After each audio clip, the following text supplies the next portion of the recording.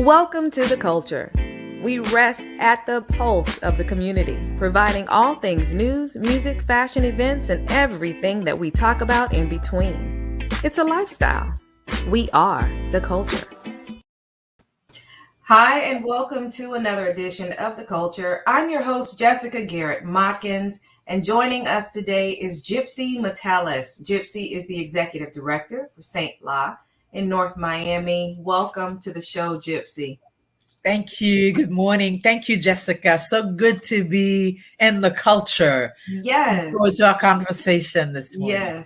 Yes. We had a wonderful conversation after looking at the film Stateless, and I thought it was so appropriate to be able to bring you on this platform to just provide some clarity to our viewers. So today I want to delve into America's most current litmus test, the United States and their treatment of Haitians wishing to seek asylum. The Biden administration is denying asylum claims under a Trump administration coronavirus policy, Title 42. Biden strives to prove a new administration, starkly different than the Trump administration, but this current situation with Haitians being denied entry is nothing different. Mm-hmm. You're right. It's not new. We have seen this movie before, so to speak, but we expected better from Biden, given the fact that during his campaign, he visited Little Haiti, engaged in a face-to-face meeting with many of us to say that, one, he would repudiate the Trump administration's policies, immigration policies, that he would be a friend to the community. He would have a more humanitarian approach. He would have an approach that treats immigrants with dignity. And so what we saw unfold in Texas just last week was the opposite of that, right? Somehow we're not surprised, but we're still disappointed, right? And so I did visit the border. I did go to Del Rio, Texas, but by the time we got there, and mind you, at the invitation of DHS Secretary Alejandro Mayorkas, by the time we arrived, the camp, if you will, had already been dismantled. Most refugees, if not all, had been sent, bused to other points along the border to be processed. And then, of course, either to be repatriated to Haiti, as we saw. And yet many were allowed to come into the United States and I guess begin the process of petitioning or making their case for some status, whether it's asylum or some, adjusting their status in some other way. So, we're not surprised, as I said. We're not surprised because this is the treatment that Haitians have received with respect to immigration from the very first day, the very first boatload of Haitian refugees that arrived on the shores of South Florida. And this was the mid-70s. This was the treatment. They were repatriated. They were jailed. Again, they were called economic refugees. And mind you, this is at one of the worst times of Haitian history. This is during the Duvalier dictatorship. But of course, our country has policies that protect and defend our interests, right? And so our interests were aligned with the Duvalier dictatorship. We supported the Duvalier dictatorship, and therefore we could not say, well, you're the cause or you're the reason for these refugees. So we had to justify why we were repatriating them.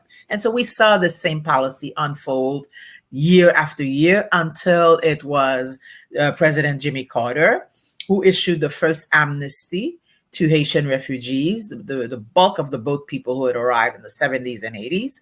And then later on, I think it was the Reagan administration that did provide one additional amnesty to all illegal immigrants who were residing in the United States. So here we are again. Everyone is calling for immigration reform. There are in this country now more than 12 million illegal immigrants, right? Let me tell you, these illegal immigrants are here because our economy needs them. our economy depends on them for their labor, because generally they will do the kinds of jobs that no one else wants to do. I'm talking backbreaking work in agriculture, right? Picking fruits and vegetables, for a penny each item, right? Barely able to make a living, right? They're the ones cleaning our homes. They are our nannies. There are security guards. They're working in the meat packing industries. They're doing backbreaking and dangerous work. And our economy would not keep humming without this labor. And I think that that's why you see the U.S. Chamber of Commerce be supportive of figuring out some immigration reform so that all of these people can be brought into the legal mainstream and continue to function in this country and continue to fuel our economy. Now, to your point, did you see the recent reports on Vice President Kamala Harris's solution? Did you see that? I have not. I've not seen the report you're talking about, but I know that the Biden administration was talking about fixing the problem, root causes of immigration in the home country, and so their understanding is that the home country lacks opportunity, right? And so they're going to infuse cash to create jobs, to make these countries more secure, because security is an issue throughout Latin America as well as in Haiti. That's another reason that people are attempting to reach our shores, right? The safety and security in Haiti, it's gangs that are all running the show, right?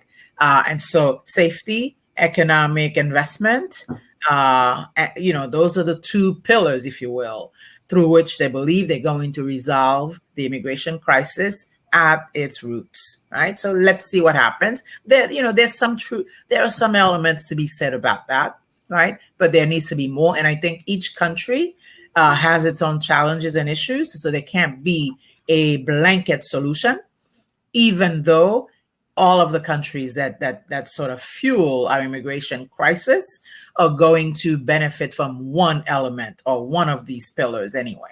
So, I would recommend that they speak with the leaders in these countries to see, at the very specific country level, what else is going on that might need support, that might need an infusion of cash.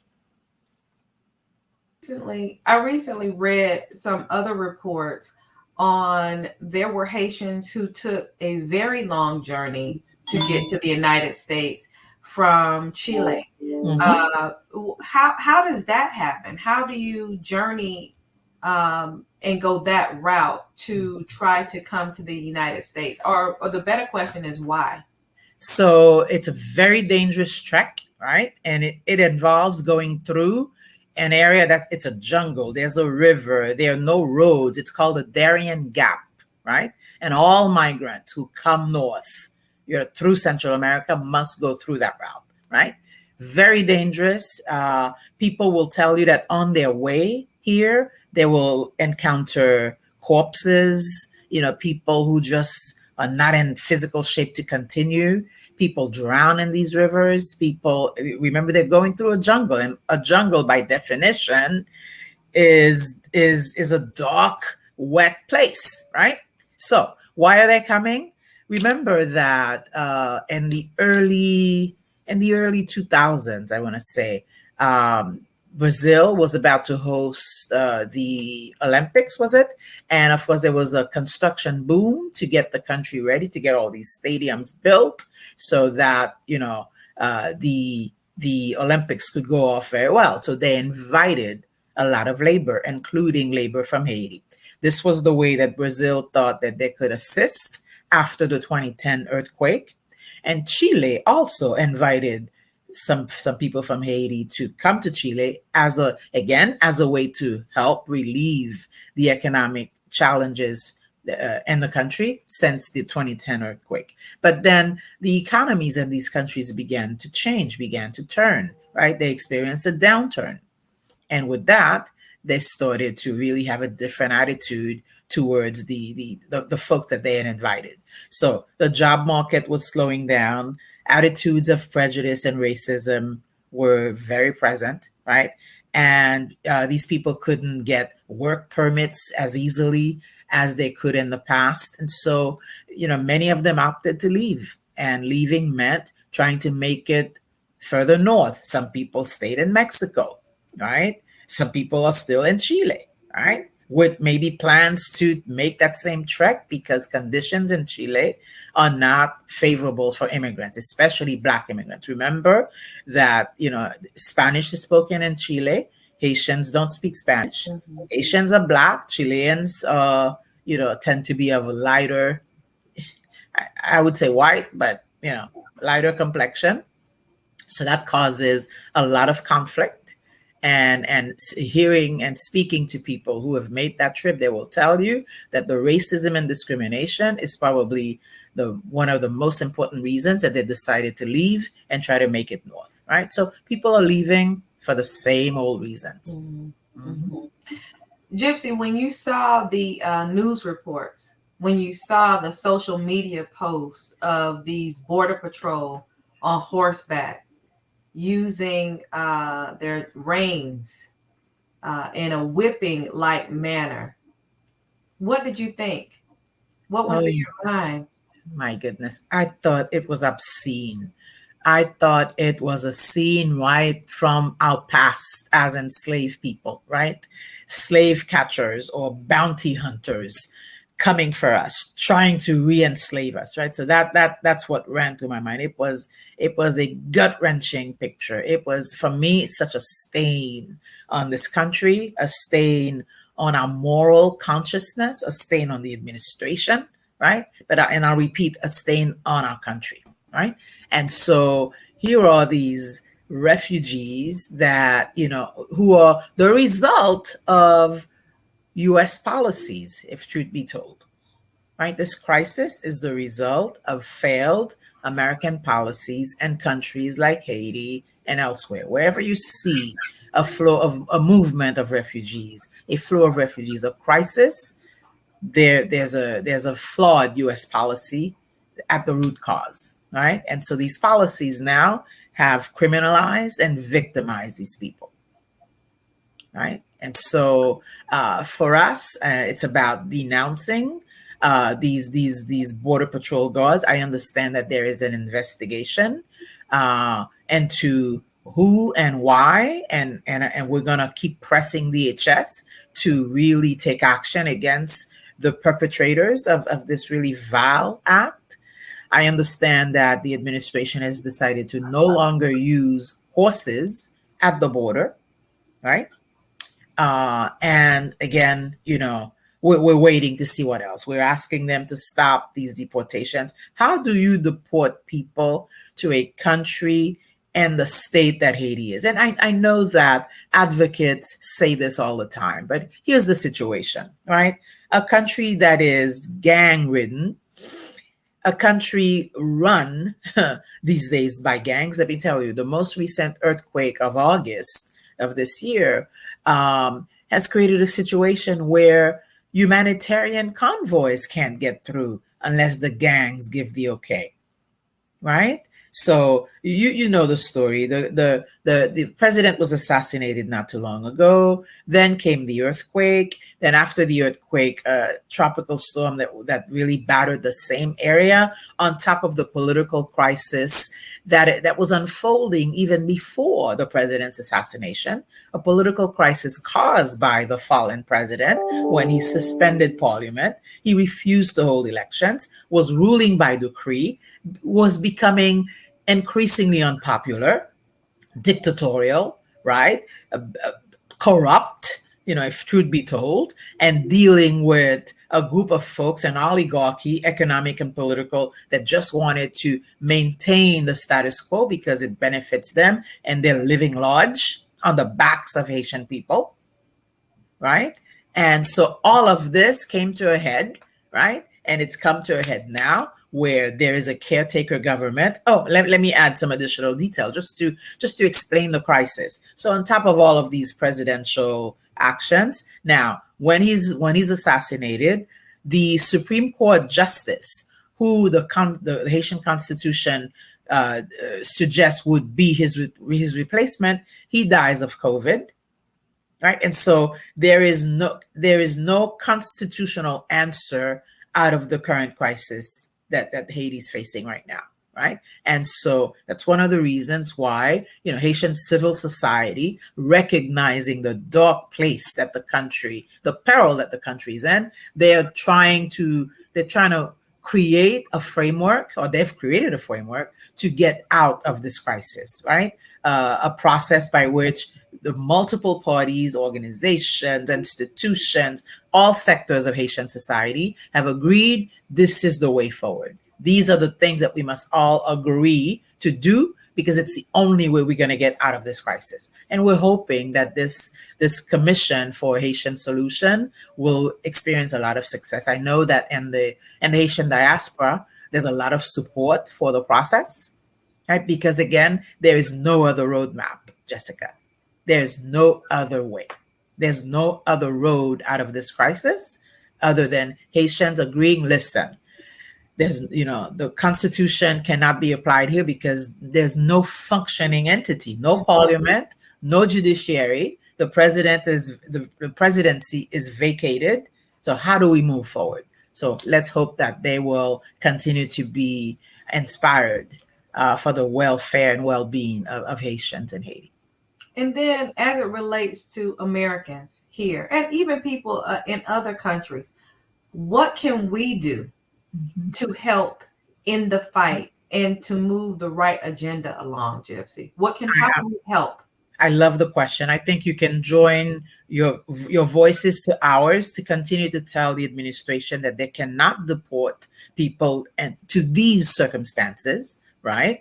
And so urge them to reinstate the Haitian Family Reunification Parole Program. That is a tool that the administration has that can facilitate some people becoming legal in this country. We can urge them to stop using the terrible excuse of Title 42 to exclude people that they want to exclude. We know that Title 42 is not applied consistently, nor is it applied equitably. All right. We would urge everyone who is watching the culture now, who wishes to help the refugees who have arrived here, who Sant is serving right now. If you want to help, you can contribute to getting them the supplies that they need, right? We're talking about babies, pregnant mothers, toddlers, men, women who have arrived here with just the clothes on their backs, right? I saw some people board the same plane that I boarded back to Miami from my visit to the border. There was a mother with her baby. She didn't even have a bag for the baby's supplies because there were no, she either didn't have anything or they took them away from her and threw everything out, as is the practice of the Border Patrol. So if you can help by contributing, and you can contribute gift cards, right? Because these gift cards, then we can now give them to the family so that they can buy the supplies they need. I'm talking toiletries, clothing, food for babies, clothing for babies, and then of course the items that adults need, handbags, a briefcase. We saw people walking around with their papers in a little plastic bag, right? So yes, you can contribute through gift cards. And then are they able to make those contributions through your nonprofit? Absolutely. Okay. And can you tell our viewers how to get in touch with your nonprofit, St. No La? problem. So St. La, we're at 13390 West Dixie Highway, soon to be Harriet Tubman, our section of Harriet Tubman Highway, in North Miami. Our phone number is 305-573-4871. And the website is www.santla.org. Right? Santla is Santla. Santla. Wonderful, wonderful. So happy to be able to bring you on the show, Gepsie. You just do not understand. I didn't realize that the things that transpired in El Paso was going to happen when I wanted you to come on, but it just seemed as if my spirit knew that there was going to be other things that needed to be discussed as far as our Haitian brothers and sisters. Thank you once again for coming on, providing such great insight to our viewers.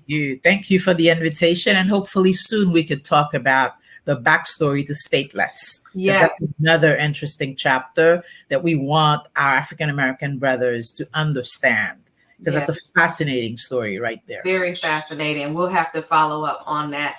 But thank you for coming on the show, and we'll have another conversation. This is not over. And for you, our culture family, thank you for joining us. Don't forget to come by tonight. Stop by at 6 p.m. We're live on YouTube. We're live on Facebook for another edition of My Two Cents. Grab a drink and set your clocks for a good time. Thank you for joining us. The Culture is produced and owned by the Culture Media Group and cannot be reproduced or broadcast without written consent. All rights reserved.